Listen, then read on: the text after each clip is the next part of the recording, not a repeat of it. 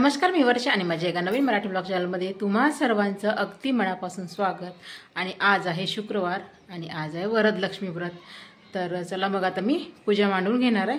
तर कशा पद्धतीने मांडते थोडीशी अगदी थोडक्यात शेअर करणार आहे मी तुमच्यासोबत। तर चला तर मग आता पहिले पूजा मांडून घेऊया। पहिले घरातल्या देवांची पूजा करून घेतली।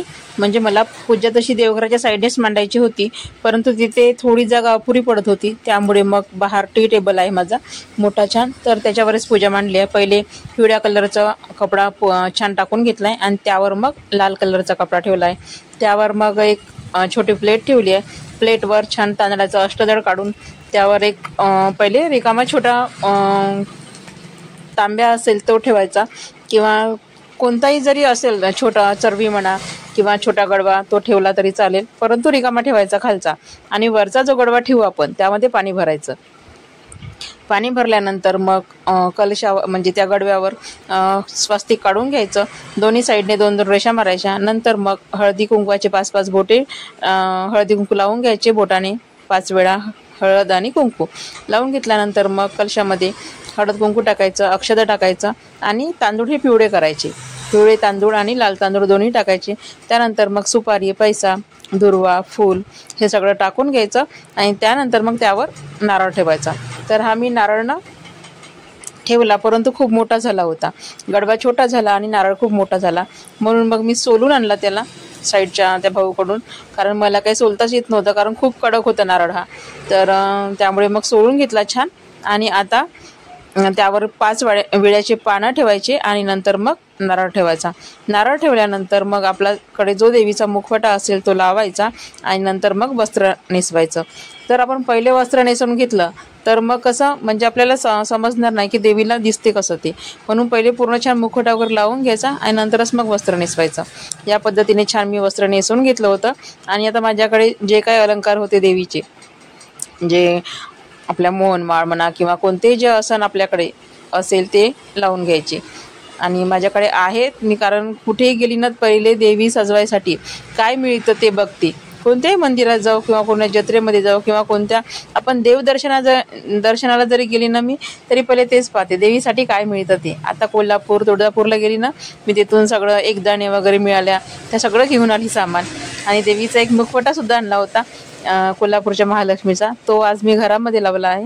आता घरातली पूजा काही दाखवली नाही, परंतु आता देवीला तो मुखवटा लावला आहे आणि इथे हवाला लावला आहे। तर छान दागिने घालून घेतले होते देवीला जे आहे ते, आणि आहेत भरपूर, परंतु 2-3च दागिने घातले। आणि छान आज हारही मिळाला मला। लिलीच्या फुलाचा नाही मिळाला, परंतु कुंदाचे जे फुलं होते ना त्याचा हार मिळाला छान। आणि घरच्या झाडाला एकच लाल फूल लागलं होतं बघा, तर एक लाल फूल छान तोडून घेतलं आणि या पद्धतीने आता देवीला छान सजवलं। आणि आता करायची होती पूजा। तर पूजा ही पहिले दीप प्रज्वलन करून होते, म्हणजे दिवा लावायचा पहिले आणि त्यानंतरच मग पूजा करायची आपली। तर देवीला छान सजवलं। आणि हा जो दिवा त्या दिवशी मी आणला होता ना मार्केटमधून, तोच दिवा आहे। आणि आता हा दिवा अखंड राहणार आहे, म्हणून हा दिवा लावून घेतला मी। पहिले कुंकवाचे 5-5 बोटी लावून घ्यायचे हळदी कुंकवाचे आणि त्यानंतर मग दिवा लावायचा। आणि आता पहिले गणपती पूजनापासून सुरुवात करायची। छान गणपतीची मूर्त छोटीवाली आहे, ती धुवून छान पुसून घेतली। नंतर त्याला हळदी कुंकू अक्षता लावलं, हार चढवला, छोटा जो मोत्याचा होता तो फूल वाहून घेतलं। आणि दुर्वा तर तोडून आणावे लागणार आहे मला दुर्वाची काही आठवणच नाही, घरी आहे माझ्याकडे दुर्वा, परंतु काय आपण कितीही पूजेला बसून काहीही सगळी तयारी जरी केली ना तरी काही नाही काहीतरी राहतच। तसंच आज माझं झालं होतं।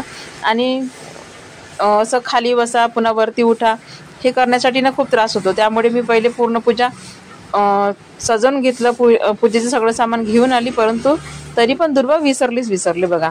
आणि आता छान देवीला हळदी कुंकू छान लावून घ्यायचं आणि नंतर मग आता सजवलं होतं सगळंच, फक्त पूजाच करायची होती। हळदी कुंकू लावलं का छान हार घालायचा। झेंडूच्या फुलाचा मी हार घरीच बनवला होता। आणि फळं 5 प्रकारचे फळं आणले होते, ते पण ठेवून घेतले आणि पेढा आणला होता। तर आता काही मला नैवेद्यामध्ये काहीही बनवायचं नव्हतं, कारण आता जर मी नैवेद्यामध्ये फक्त पेढाच ठेवणार होती। आणि संध्याकाळी आली का मग मी स्वयंपाक बनवणार आहे संध्याकाळी, कारण दिवसभराचा उपासच राहणार आहे त्यामुळे, म्हणून मग पेढा ठेवून घेतला। आणि या प्रकारे सगळी पूजा आता मांडून घेतली आहे बघा। छान धूप लावून घेतला आणि आता पूजा सगळी झाली होती, लक्ष्मी धूप लावला आहे आणि अशा प्रकारे छान पूजा मांडून घेतली. आता करायची आहे मला आरती. तर आरतीसाठी पहिले दिवे लावून घ्यायचे आणि नंतरच मग आता आरती करून घेणार आहे.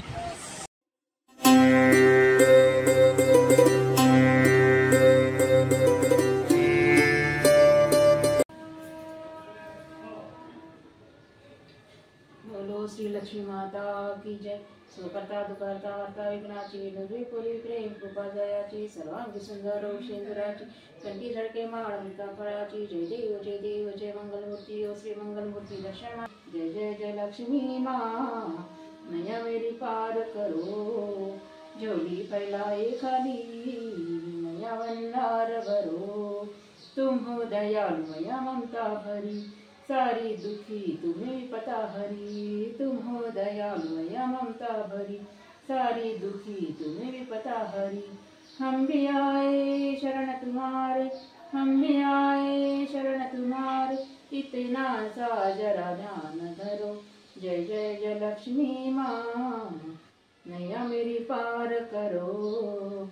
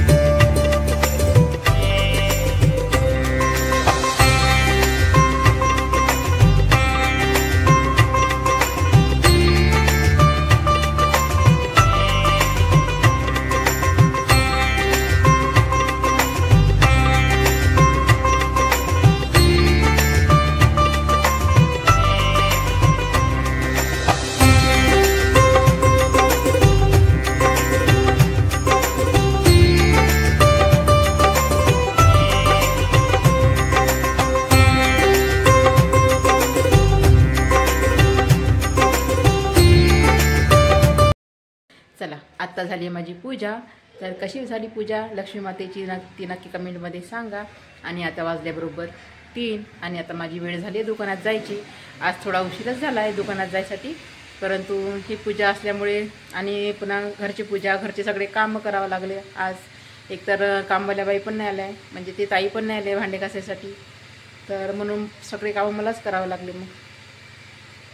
आणि आता बनवायचा आहे स्वयंपाक. तर स्वयंपाक मी दुकानातून आल्यानंतर बनवेल. आता माहीत नाही किती वाजता येते घरी. तर चला, तर मग आता मी इथेच माझ्या व्हिडिओचा एंड करत आहे आणि पुन्हा भेटू एका नवीन व्हिडिओसह. तोपर्यंत सर्वांना बाय बाय.